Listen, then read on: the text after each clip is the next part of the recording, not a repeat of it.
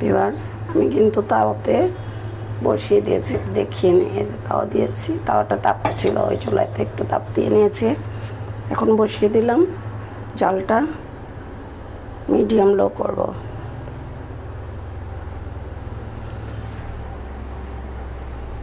ওর মতো হতে থাকুক, একটু পরপর চেক করতে হবে যেন নিচে পোড়া না লাগে, শুধু নাড়া দিয়ে দিতে হবে। জাস্ট এইভাবে তলাটা দেখতে হবে, লেগে যায় না যেন।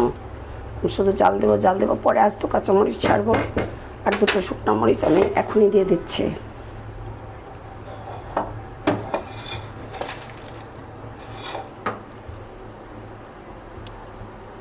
শুকনো মরিচ, ভাজা মরিচেরও আলাদা একটা ফ্লেভার আছে, ওটা এটার সাথে মিশে যাবে। আস্তেই দেবো, ভেঙে দিলে আবার ঝাল হবে। এই যে দিয়ে দিলাম।